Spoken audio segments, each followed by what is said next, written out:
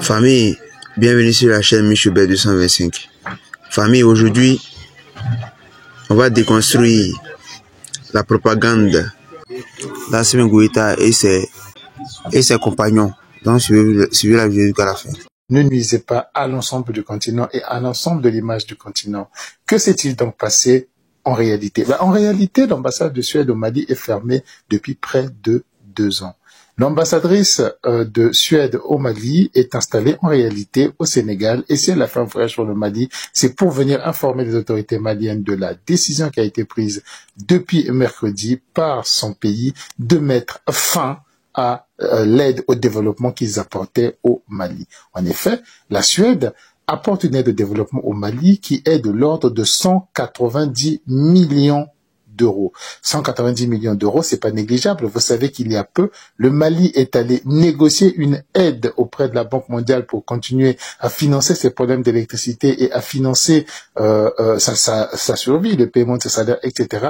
Et que ne lui ont été accordés que 60 millions, que d'ailleurs ils n'ont pas pu toucher parce qu'ils ne remplissent pas les conditions. 60 millions à la Banque mondiale. Alors un seul pays comme la Suède, qui a moins d'habitants que le Mali, qui vous accorde 190 millions, ce n'est pas négligeable. Eh bien, pourquoi la Suède prend-elle cette décision? C'est le ministre suédois de la coopération et de l'aide au développement qui l'explique, car selon lui, le Mali ne peut pas continuer à bénéficier de l'aide de certains pays tout en soutenant un pays comme la Russie, qui est un pays agresseur, c'est un pays qui dénie et qui agresse la souveraineté de l'Ukraine, alors que les mêmes pays de qui ils sollicitent de l'aide, ces mêmes pays payent pour que l'Ukraine puisse se défendre contre la même Russie. Déjà, à cette décision de rupture des relations avec l'Ukraine, j'avais réagi immédiatement en la traitant de puérile. Et le ministre des Affaires étrangères ukrainien, M. Kouleva, a expliqué lors de son passage à l'île Maurice il y a 2 jours que sans pays, l'Ukraine n'avait aucun problème avec aucun pays du monde,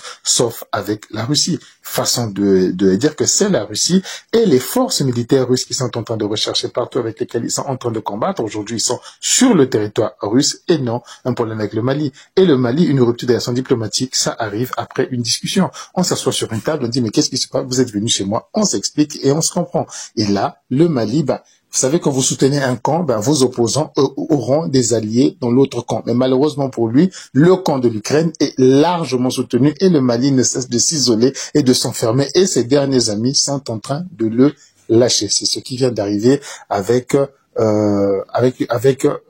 la Suède. Alors, pourquoi vient-il faire un message tapageur sur les réseaux sociaux en annonçant que l'ambassade doit quitter dans 72 heures? Eh bien, c'est pour permettre aux réseaux sociaux d'être alimentés. C'est pour permettre à tous ces suiveurs qui sont fascinés par un chef gorille, par un chef impoli, qui tape du poing sur la table, qui insulte et qui chasse, pour qu'ils leur donnent de l'énergie, de l'eau, du gaz au moulin pour raconter. Mais la réalité, ils savent qu'ils viennent de perdre un gros morceau, ils viennent de perdre beaucoup d'argent, mais comme c'est des régimes qui ne vivent que par la propagande des réseaux sociaux, ils sont obligés de lancer une action, un message. Le soir même, la même ambassadrice était déjà rentrée à Dakar, mais ils sont obligés de lancer une action forte de manière à ce que ça puisse alimenter les réseaux sociaux et comme pour dire qu'on s'en fout alors que c'est le deuil et c'est la veillée. C'est comme ça qu'ils fonctionnent avec les réseaux sociaux. Ils ont d'ailleurs créé un groupe de pays qui s'appelle l'AES, qui ne fonctionne que sur les réseaux sociaux, car l'AES n'a pas de siège.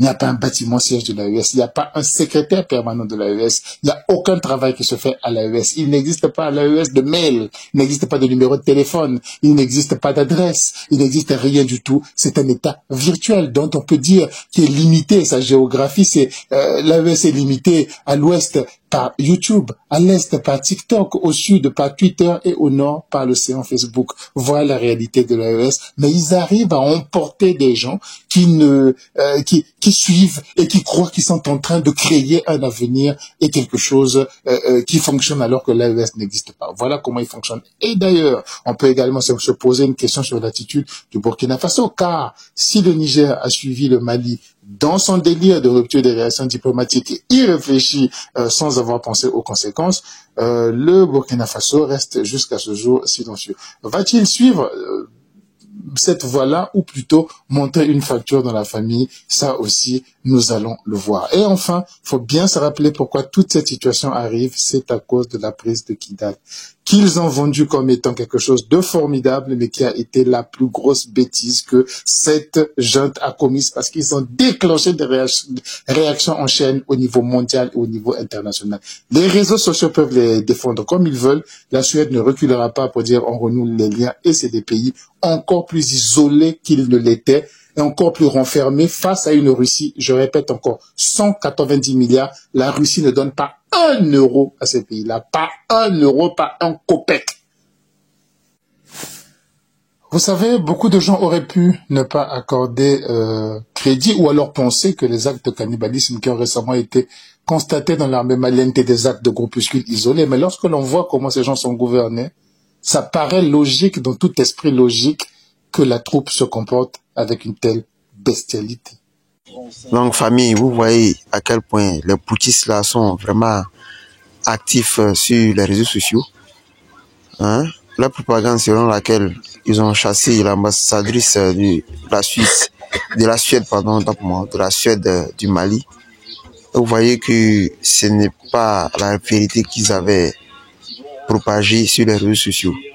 Selon eux, ils ont pris la décision de chasser la Suède du Mali, alors qu'en réalité, c'était une fausse information, comme d'habitude, comme ils savent le faire.